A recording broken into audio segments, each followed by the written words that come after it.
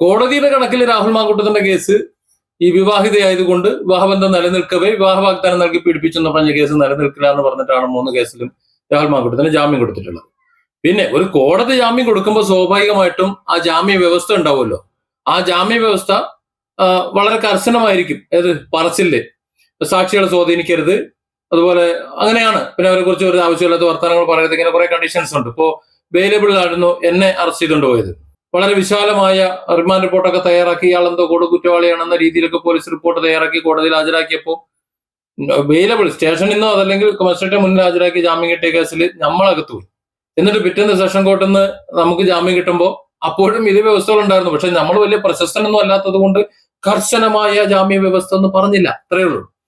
അതുപോലെ രാഹുൽ മാങ്കൂട്ടത്തിന്റെ കേസ് നിലനിൽക്കില്ല, ഇത് വില പോകില്ല എന്ന് പറഞ്ഞെങ്കിലും ജാമ്യ വ്യവസ്ഥയായിട്ട് തന്നെ ഇരിക്കും. ഇതിനൊക്കെ ഒരു ഫോർമാറ്റ് ഉണ്ടല്ലേ. അപ്പൊ ആ ഫോർമാറ്റിൽ പറഞ്ഞപ്പോ തിങ്കളാഴ്ച ഇതുവരെ കസ്റ്റഡി ഒന്നുമല്ലല്ലോ, മുൻകൂർ ജാമ്യമല്ലേ. അതുകൊണ്ട് പോലീസുകാർക്ക് ചോദ്യം ചെയ്യാൻ വേണമെങ്കിൽ പോലീസുകാർക്ക് അത് കസ്റ്റഡി ആയിട്ട് കണക്ക് കൂട്ടാം അല്ലെ. അറസ്റ്റ് ചെയ്ത് കഴിഞ്ഞാൽ 3 ദിവസം കസ്റ്റഡി വേണമെന്നൊക്കെ പറയല്ലോ റിമാൻഡില്.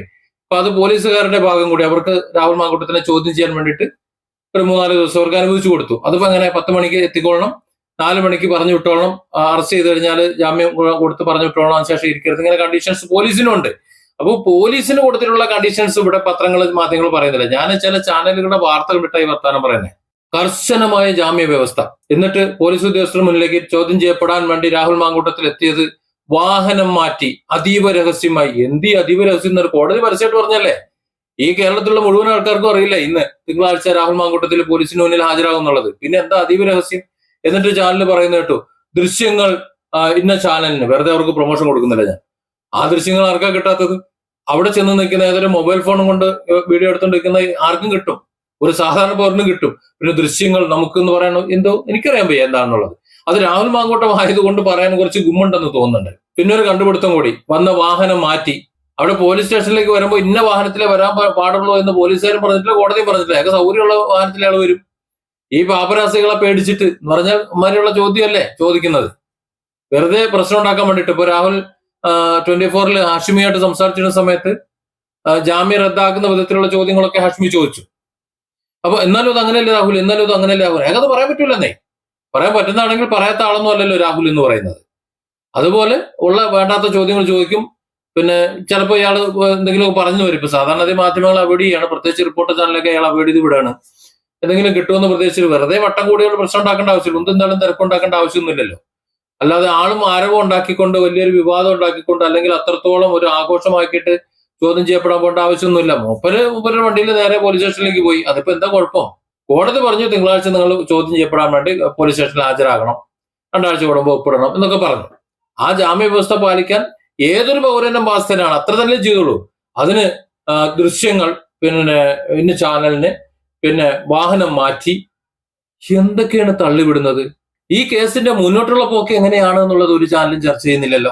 ഇവിടെ ഇരവാദം ഉയർത്തിക്കൊണ്ട് വലിയ വായിൽ നിലവിളിക്കുന്ന മാധ്യമങ്ങളാണ് നമ്മൾ കണ്ടത് തുടക്കത്തിൽ. നമുക്കറിയാലോ രാഹുൽ മാങ്കൂട്ടത്തിന് ഏതൊക്കെ രീതിയിലാണെന്നുള്ളത്. ഞങ്ങൾ ഇരയെ ആക്ഷേപിക്കുന്നൊന്നുമല്ല. ഇരകളാണെന്നുണ്ടെങ്കിൽ ആരാണോ കുറ്റക്കാർ അവരെ ശിക്ഷിക്കപ്പെടണം, അവർ സംരക്ഷിക്കപ്പെടാൻ പാടില്ല.